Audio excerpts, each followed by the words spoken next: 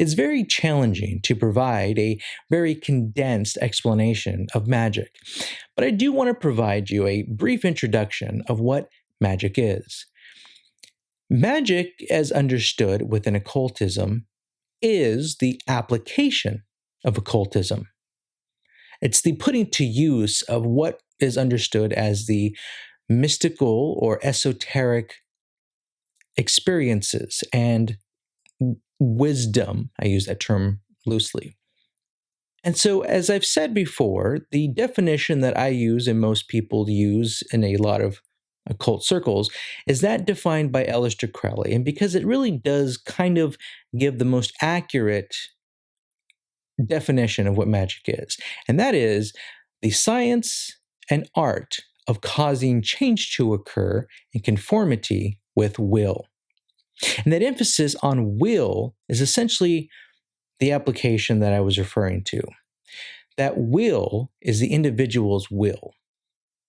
It is not God's will, it is the individual's will. Some will debate that undeniably. But when we look at what magic does and what the objective of occultism is, it is the pursuit of serving yourself, however you break it down. What do I want?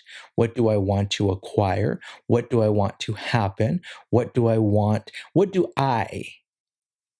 That's at the core of what occult studies are and what magic is and does. And so, in order to obtain that, we need to do certain things that are contrary to God's will by using certain things such as the sciences and the arts, and we utilize those faculties of our brain and perceptions in order to get that and satisfy our will. And so magic is understood in a few different ways. And the main way that is used in occultism is to often use ceremonial magic or do certain things within a ritual in order to make certain things happen. Other times, they don't even utilize any type of ceremony.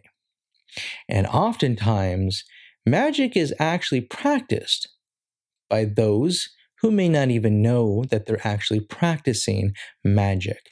But if we understand the definition given by Crowley and many other occultists, magic is actually practiced by very savvy business people, marketers, who understand how to influence, or some would say even manipulate, a consumer, or even prosperity gospel preachers who know how to work a crowd.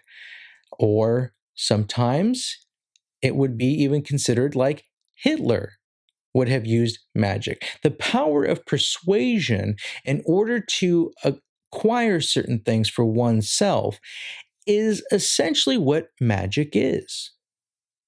Now, again, I'll go further into detail of what that is in other videos, but just as a way of introduction to understanding what magic is, magic can be very complicated, but it can also be very subtle. And it can be used intentionally and very rarely unintentionally. But even when it's used intentionally, people may not know that they're actually using what would be understood as magic. The application of that rare or hidden occult wisdom and knowledge. And so there are a few ways to understand how a lot of these persuasions take effect. Sometimes they take effect spiritually. Sometimes they take effect psychologically. A lot of times those two overlap. Sometimes for skeptics who don't buy into or believe in the spiritual world or God or any type of supernatural influence, their response will often be, oh, it's all in your head. It's all up here. It's not really external. It's not really what's going on. And there's a lot of truth to that, because magic relies heavily on the psychology of oneself. And the reason is that our perceptions, however fanciful they may be, are still very real to us. Even if we ourselves know that they may not be real, something known in psychology such as cognitive dissonance, even if we know in our heart of hearts that something isn't real or something isn't what we know to be, we still want to believe and convince ourselves otherwise. And that convincing of a reality plays into how one is affected by magic or how one affects others by magic. And so it's almost like a dance or a game. I will again explain far more about that in another video, but I wanted to, as I said, give an introduction as to how and what magic is, how magic is used and what it is for your understanding, so that when I speak of it later, you'll be able to reflect back on this video to have a better understanding.